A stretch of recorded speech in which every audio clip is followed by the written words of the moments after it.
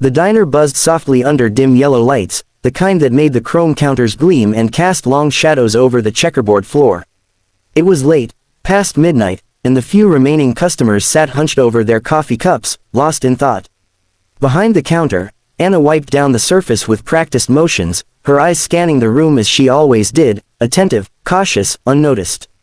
She'd worked here long enough to recognize faces, patterns, the subtle tension that came when people carried secrets heavier than their wallets. Tonight, one of those faces had walked in, the man in the dark suit, sharp jawline, quiet eyes that gave nothing away. Vincent Moretti. Everyone in town knew his name, but few dared to say it. He was the kind of man people crossed the street to avoid, the kind whose silence carried more weight than a threat. Yet here he was, sitting in her booth near the window, stirring sugar into his espresso like any other customer. Anna brought him his order without a word. He nodded in thanks, polite, distant. But something about tonight felt different. She noticed the way his men, usually stationed near the door or scanning the street, weren't here. He was alone, and for a man like Vincent, being alone was never by choice. Her gaze drifted toward the corner of the diner. Two strangers sat there, pretending to read menus they hadn't touched. Their suits were too crisp, their shoes too clean for this part of town. And one of them kept glancing at Vincent's reflection in the window. A chill crawled down Anna's spine. She moved behind the counter, pretending to refill a coffee pot, but her eyes stayed on them.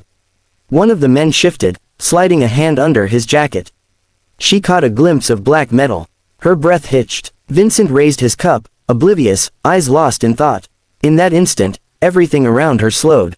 Her instincts screamed. She couldn't shout. One word would trigger chaos. So she moved closer, setting down a fresh napkin beside him. Her voice was steady, quiet. "Stay quiet," she murmured under her breath, so soft it barely reached his ear. "And don't move." His hand froze midair. He turned slightly, confusion flickering in his eyes. But the look on her face, tense, urgent, told him everything. Without a word, he followed her subtle cue as she shifted, blocking his view just long enough to see the reflection behind him. The stranger in the corner rose, hand still under his jacket. Anna didn't think, she moved. The tray in her hand clattered against the floor, sending coffee cups crashing. Everyone turned at the sound. The man hesitated, startled. Vincent seized the moment, flipping the table, diving for cover. The first gunshot shattered the glass window, and screams filled the diner. Anna dropped behind the counter, heart pounding, knowing that one impulsive whisper had just changed everything. The sound of gunfire echoed through the diner, sharp and deafening, blending with the panicked screams of customers scrambling for cover. Plates shattered, coffee spilled, chairs toppled over as chaos erupted in the once quiet room. Anna crouched low behind the counter, her breath coming in ragged bursts. She could smell the acrid smoke of gunpowder mixing with the scent of burnt coffee.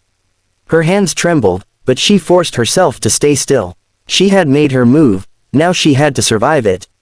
Vincent, crouched behind the overturned table, moved with precision. His expression wasn't fear, it was cold calculation. He peeked up, eyes narrowing as he caught sight of the two men.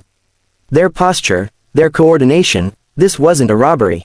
It was an ambush. He'd been set up. The realization burned through his chest like fire. But how, and why tonight, when he'd slipped away from his usual entourage? The taller assailant reloaded quickly, barking something under his breath. Anna peeked up just enough to see him circling toward Vincent's position.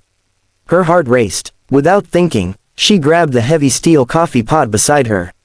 As the gunman stepped closer, she rose and hurled it with all her strength. The pot struck him squarely on the arm. He grunted, his aim faltering, a bullet slamming harmlessly into the counter instead of Vincent's chest. Vincent seized the opening. In a single motion, he rolled from behind cover, disarming the second attacker with a swift, brutal strike. The man's gun clattered to the floor.